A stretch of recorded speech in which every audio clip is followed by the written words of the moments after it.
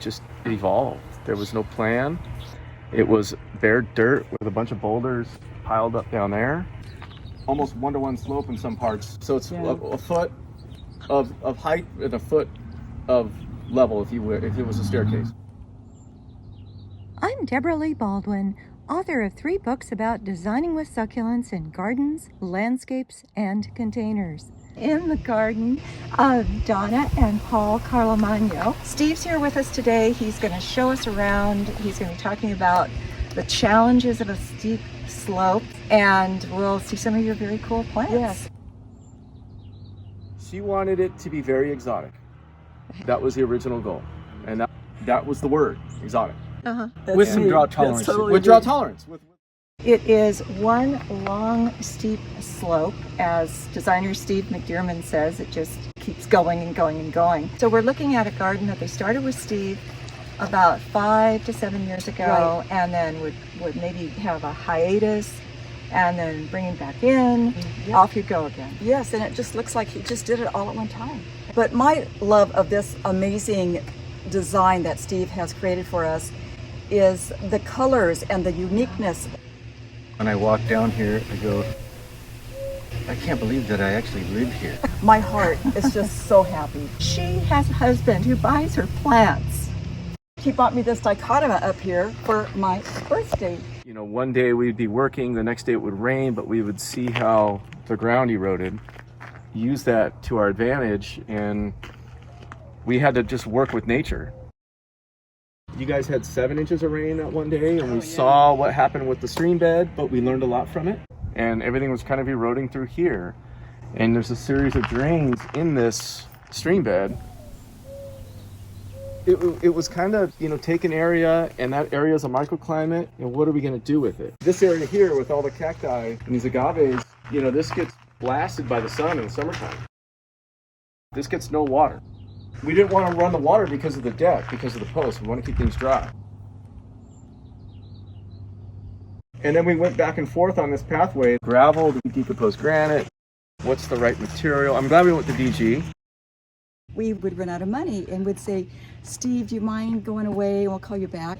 It took us like 5 years, and when Steve would leave for months at a time and come back, he would have to like figure it out. But look, his creativity is just, it blends. And Steve gave me from his own yard the bird of paradise.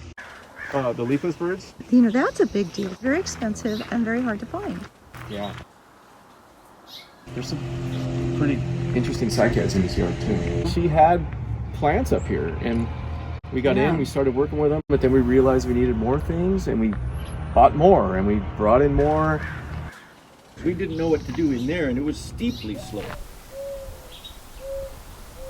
This is actually just kind of a pseudo staircase. We kind of just hit it, but you can jump from step to step to get up and down this. Well, so you can. for maintenance purposes. But it's kind of what you can do with a slope to make it interesting and so colorful. And exotic. Rock wall was just a bunch of boulders that were down there, and we're like, what do we do with these things? Whose idea were the dahlias? Because I never see dahlias grown correctly. Aren't they beautiful? This is going to make a lot of dahlia collectors happy. Okay, Steve, so you've got them on an east-facing escarpment, planted almost vertically among the cracks of these rocks. Are they Bretonii? These are Bretonii, yeah. And I have a source where I can get them in 4-inch. That was a 4-inch plant probably a year and a half ago. You have these dahlias surrounded by Carpet of stars. Riccia? Riccia lineolata. Look at that one down there. That's beautiful. Beautiful piece. Brachychites, they're just such a resilient plant. The guy you bought them from said the only thing that kills them is gophers. Pretty tough gopher. Make it up here. Hey, look at how blue that palm is. Brahia armata. If you don't want to do fake edging, a nice way to line a pathway is with any kind of rock, a cobblestone. In this case, we use this Copper Canyon rubble. It really does a darn good job of holding something like that, decomposed granite, in place. You line the pathway with the rubble rock. It's a nice separation of materials without having a contrived edging. We actually didn't have to off-haul any soil whatsoever. The soils here are of a decomposed granite nature. They're almost loamy in texture, and they compress right back down into native soil. It's pretty remarkable. I call this the Energizer Bunny slope because it just keeps going and going and going. That pathway up there is 150 feet long, so this is probably 250 feet long by roughly 20 feet tall. This slope is so big we decided to go with bark because it would have been cost prohibitive to do rock on this slope. If it was a little bit smaller, I probably would have opted for a rock material, but in this case we went with the mulch and it's held up really well. The plants have filled in. You really don't notice it quite as much anymore. It's been about 2.5, 3 years since installation. You told me earlier it's not done yet. Well, I really meant the catio that we have. They have a catio. That's one thing. And there's just a few little things that I'm learning how to do with the arrangements and stuff. So Yeah. it will, especially the deck up high, it will fill in.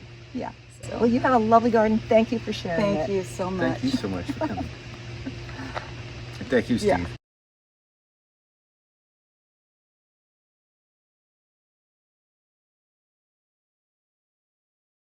I hope you found this video helpful and entertaining. Find additional information in the video description and on my website.